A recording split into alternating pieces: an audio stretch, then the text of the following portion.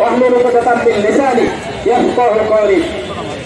সবাইকে যারা আজকের এই প্রোগ্রামে উপস্থিত হয়েছেন সবাইকে ধন্যবাদ জানিয়ে আমি বলতে চাই, নোয়াখালীতে দারসুল কোরআন প্রোগ্রামে যে হামলার ঘটনা সংঘটিত হয়েছে,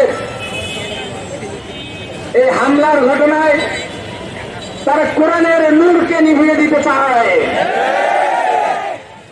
আমরা জানি ইউরিদুনা লিইউতফিউ নূরাল্লাহি বিআফওয়াহিহিম ওয়াল্লাহু মুতিম্মু নূরিহি ওয়ালাউ কারিহাল কাফিরুন।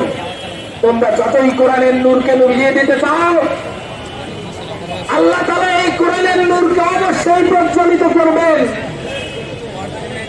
তোমরা এবং তোমাদের মতো কাফেরদের সেটা যতই অপছন্দ হোক না কেন, তোমরা দারসুল কোরআন প্রোগ্রাম একটা বন্ধ করেছো।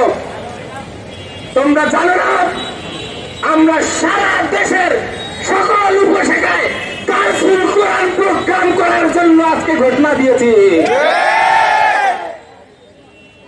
তোমরা একটা বন্ধ করবা, আমরা হাজারটা চালু করবো ইনশাআল্লাহ।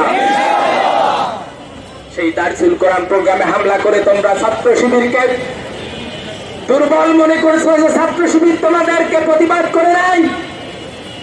আমরা বলে দিতে চাই, যেই জনশক্তিদের তোমরা রক্তাক্ত করেছো তাদেরকে যদি আমরা বলতাম যারা তোমাদের গায়ে আঘাত করেছে তাদের একটাকে মসজিদ থেকে বের হতে দিবা না, তাহলে আমাদের প্রত্যেকটা কথা প্রত্যেকটা জনশক্তি অক্ষরে অক্ষরে পালন করত।